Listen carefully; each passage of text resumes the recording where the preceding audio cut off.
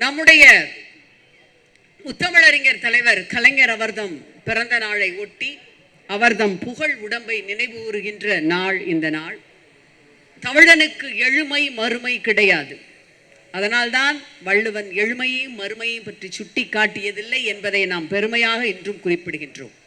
தமிழனுக்கு மறுமை என்பது அவனுடைய புகழ் உடம்பை நினைத்து அவர்தம் வாழ்ந்த காலத்திலே செய்த பணிகளை நினைவுகளை போற்றுவதுதான். அந்த வகையிலே தான் பிறந்த பொழுது அழுத்தப்பட்ட சமுதாயத்தின் விடிவெள்ளியாக திகழ்ந்த முத்தமிழறிஞர் அதற்கு பின்பாக ஒளி தருகின்ற உதய சூரியனாய் தமிழ்நாட்டை இந்தியாவின் வரைபடத்தில் எழுத்து, சொல், எண்ணம், செயல் எனும் நெம்புகோல்களால் உயர்த்திய சூரியனாக, தகத்தகாக சூரியனாக வலம் வந்த முத்தமிழறிஞர் நிறைவடைந்த பொழுதில் கூட கலங்கரை விளக்கமாக இன்று வரை நமக்கு வழிகாட்டுகின்ற கலைஞர் என்று அவர்தம் ஆளுமையின் அனைத்து அலகுகளிலும் இங்கு நம்மிடையே பகிர வந்திருக்கின்றார்கள் சீர்பெருமக்கள் அனைவரும். கலைஞர் ஒரு போராளி, சொல்ல தேவையில்லை. சமீபத்திலே நாம் சந்தித்திருக்கின்ற மீண்டு வருகின்ற ஒரு தோல்வியை போல கழகம் ஒரு தோல்வியை சந்தித்த காலகட்டம் அது. ஒரு பத்திரிகையாளர் தலைவர் கலைஞரிடம் கேட்கின்றார், எத்தனை தோல்விகள் வந்தாலும் துவண்டு விடாமல் சோர்வடையாமல் எப்படி இப்படி பணியாற்றுகின்றீர்கள், இதற்கான ஒரு அடிப்படை என்ன என்று. சற்றும் தாமதிக்காமல் கலைஞர் பதில் சொல்கின்றார், மகாபாரதத்திலே அர்ஜுனனுடைய பவர் வில்லிலே இருக்கிறது என்பார்கள், என்னுடையதும் வில் பவர் தான் என்று பதில் அளிக்கின்றார். எந்த காலத்திலும் திராவிட முன்னேற்ற கழகத்தினுடைய தொண்டன் தோல்வியிலே துவண்டு விழமாட்டான், பீனிக்ஸ் பறவையை போல உயிர்த்து எழுவான் என்பதற்கு பேரறிஞர் அண்ணாவினுடைய அந்த மேற்கோள்களை பல தடவை சொல்லி இருக்கின்றார். ஒரு முறை இப்படித்தான் பேரறிஞர் அண்ணா தோற்று போகின்றார். உடன்பிறப்புகள் அத்தனை பேரும் அந்த தேர்தலிலே சட்டமன்றத்திற்கு செல்கிறார்கள். பேரறிஞர் அண்ணா சொன்னார், ஜெருசலம் நடந்த அந்த ஜெருசலத்திலே நடந்த யுத்தத்தின் பொழுது கிறிஸ்துவர்கள் அந்த போரிலே வெற்றி பெற்ற பின்பாக கிறிஸ்துவர்கள் அத்தனை பேரும் அந்த நகரத்திற்குள் நுழையலாம், ஆனால் ரிச்சர்ட் மன்னன் மட்டும் அந்த நகரத்திற்குள் நுழையக்கூடாது என்று சொல்லப்படுகின்றது. ரிச்சர்ட் மன்னன் சொன்னான், அதனால் பரவாயில்லை, நான் நுழைய முடியாவிட்டால் என்ன, என்னுடைய படைக்கலன்கள் என்னுடைய அன்பு தம்பிகள் அங்கே நுழைகிறார்கள் என்று சொன்னார்.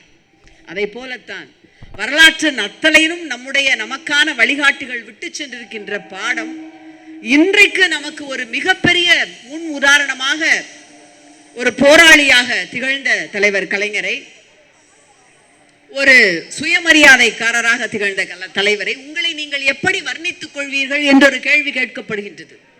சொல்கின்றார், மானம் மிகுந்த சுயமரியாதைக்காரன் என்று. பிராவ்தா என்கின்ற ரஷ்ய பத்திரிகை உங்களுடைய கட்சியினுடைய செல் நெறி என்ன, கொள்கை என்ன என்று கேட்கிறது. கொள்கை இல்லாத, கொள்கை என்பதை பெயரிலே கொள்ளாத கட்சிகள் தான் ஆட்சிக்கு வந்து அமர்ந்திருக்கின்றன.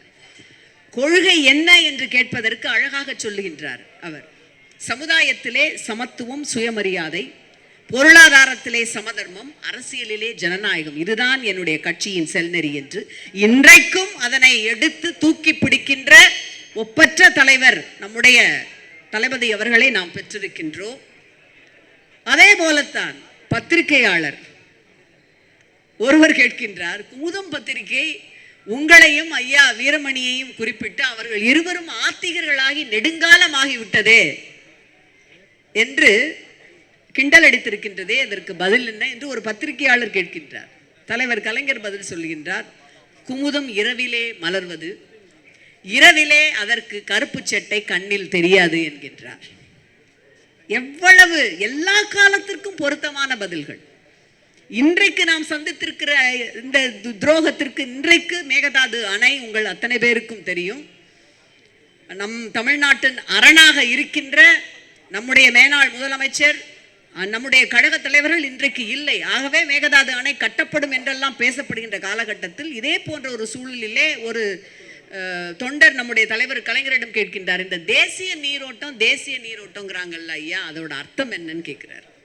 தேசிய நீரோட்டம் என்றால் வாய்கிளிய காது வரை வாய்கிளிய பேசிவிட்டு காவிரிக்காக ஒரு நீர் சொட்டு தண்ணி கூட தரமாட்டோம் என்று சொல்வதுதான் தேசிய நீரோட்டம் என்று சொல்கின்றார். அடுக்கிக் கொண்டே போகலாம். காலச்சிற்பி இன்று வரை நமக்கு ஒரு உத்வேகமான சுழல் நெருப்பாக நம்மையெல்லாம் அழைத்து செல்லுகின்ற கலங்கரை விளக்கமாக திகழ்கின்ற அவர்தம் வழியிலே ஒரு காலத்திலும் திமுக சோர்வடையாது. திராவிட முன்னேற்ற கழகம் என்பது ஒரு பீனிக்ஸ் பறவை.